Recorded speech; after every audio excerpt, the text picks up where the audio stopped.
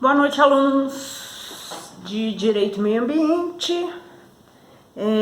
Peço desculpas pelo mau jeito. Vamos ver se tudo vai dar certo hoje. E conforme prometido, hoje a aula é sobre o Sistema Nacional de Unidades de Preservação Ambiental, tá? Isso aí tem uma intrínseca ligação com o novo Código Florestal, né? A Lei 12.651 de 2012. Na verdade, já havia legislação a esse respeito, que é uma lei de 2000, de cabeça, assim, eu não vou saber, mas é a 9.985 de 2000. E isso foi, de certa forma, atualizado e reafirmado pelo novo Código Florestal, Lei 12.651 de 2012. É saber, esse conteúdo eu não vou cobrar em prova, ele faz parte do nosso espectro de estudos, né, do nosso conteúdo em geral. Entretanto, eu não vou colocar isso na cobrança, nossa última avaliação, a prova final. Isso não vai cair, isso vai ficar título técnico mesmo, dentro da nossa disciplina, tá? Então tá, como é que isso funciona? Como é que nós vamos estudar isso? Espera aí. Então, gente, nós vamos estudar da seguinte forma, né? Já incluímos aí a Lei 12.651, vamos falar da 9.985, que é onde originou essas unidades, que espaços que tem que ter uma especial proteção legal, né?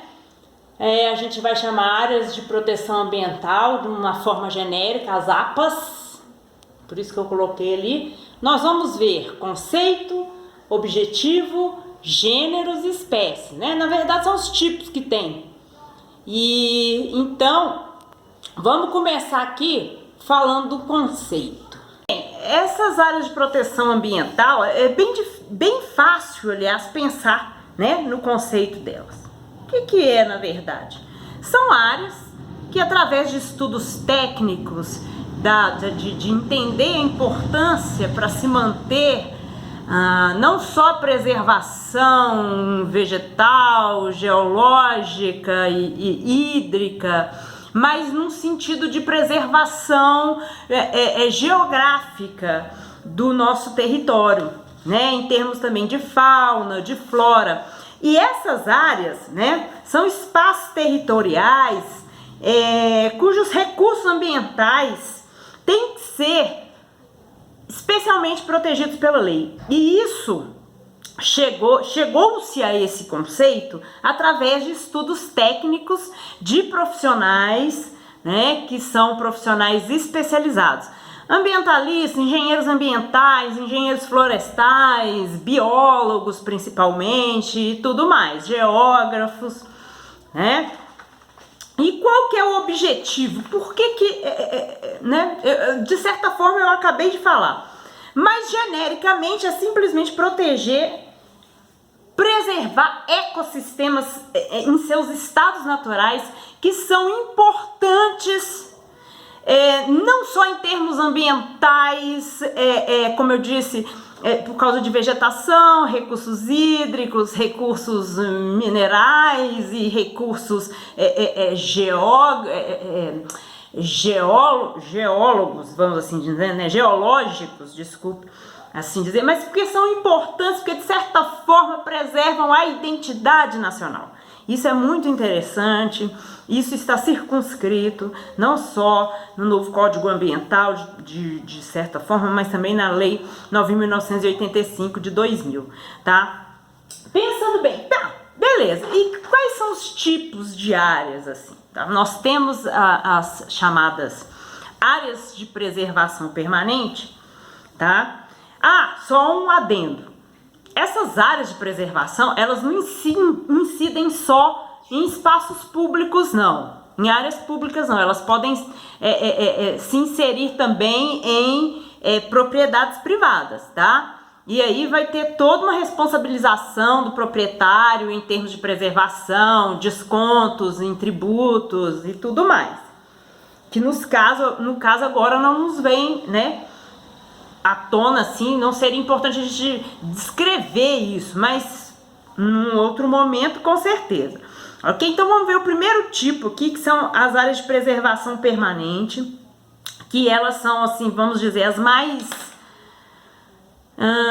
importantes, as mais intactas, que merecem ter uma proteção mais do que especial, tá? Elas, no geral, elas podem ser cobertas ou não de vegetação, tá? Elas se caracterizam por uma biodiversidade maior do que o comum e uma caracterização também muito específica do solo, tá? E a preservação dessas áreas de preservação permanente, elas visam, por isso que elas são tão especiais, visam o bem-estar das populações que de certa forma circundam aquelas áreas, ok? Elas, se alguém tiver alguma curiosidade, elas estão circunscritas ali nos artigos 2º e 3º do novo Código Florestal. Tá, exemplos, como é que a gente vai qualquer área é uma área de preservação permanente? Não, eu já falei as principais características, tá? Elas, na verdade, elas têm subtipos. Então eu falei de um tipo, que é a área de preservação permanente, mas nós temos os subtipos, né? Que são aquelas, primeiro subtipo, unidade de proteção integral. Isso aí é praticamente uma enormidade de áreas que tem características muito próprias, tá? E dentro dessas unidades de proteção integral, nós temos, por exemplo, as estações ecológicas. As estações ecológicas, elas não são tão fechadas, porque elas servem muito para pesquisas e para educação. Então, por exemplo, as estações, tem uma estação ecológica aqui, estação ecológica do Barreiro, que de vez em quando tem excursão escolar para entender essa questão ambiental e tudo mais. Mas a gente tem um outro subtipo aqui, que são as reservas biológicas, que essas só pessoas especializadas mesmo e autorizadas pelos órgãos competentes podem adentrar. Porque são áreas muito especiais, muito delicadas, tá? Vou dar um exemplo. Ah, mas eu já vi o Globo Repórter, mas fazer reportagem tem que ter um estudo prévio para ver, né, o impacto dessas possíveis visitas, e essas visitas devem ser autorizadas pelos órgãos competentes, né? As reservas biológicas são muito importantes.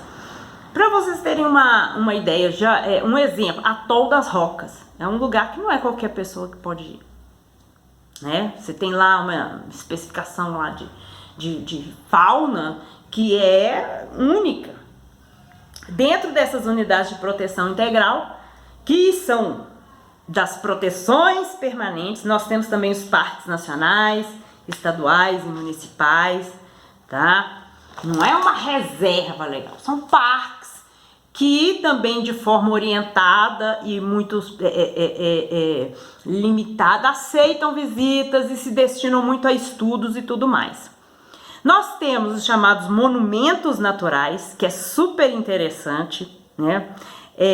O que seriam esses monumentos naturais? Isso aí já não tem, apesar de ter visitação restrita, de certa forma não tem assim tanto rigor igual às reservas biológicas, tá? Exemplo aí de monumentos naturais: determinadas cavernas, determinadas como é que fala? Grutas, né? Um exemplo, se vocês puderem achar na internet, eu acho fascinante, é aquele muro de Paebiru. Na verdade é uma murada de pedra que houve, vamos assim dizer, que né, na época pré-histórica o ser humano desenhava o cotidiano. É uma coisa impressionante, procurem para vocês verem. E um outro subtipo que nós temos uma restrição maior, que também está dentro das unidades, né, ou áreas de proteção permanentes, que são tipos de APAs, né? Aí tem as APAs, que é genérico. Aí tem as unidades de proteção ou áreas de proteção permanente, que nós estamos falando agora. E dentro dessas áreas de proteção permanente tem esses tipos que eu falei. E essa aula vai se destinar a isso. E por fim, o último tipo, né, de área de proteção permanente são os refúgios de vida silvestre, que são ambientes naturais para assegurar as condições de existência e reprodução de determinadas espécies, animais e vegetais, porque elas se encontram em estado de quase extinção, ok? Então hoje nós vamos acabar por aqui. O vídeo está ficando grande, vai dar um maior trabalho de poder fazer o upload. E na próxima aula a gente vai falar dos outros tipos de APA. E é tranquilo, como eu disse, nós não temos mais trabalho até a prova final. A prova final vocês serão instruídos devidamente. E por hoje é só, para não ficar diferente, corta.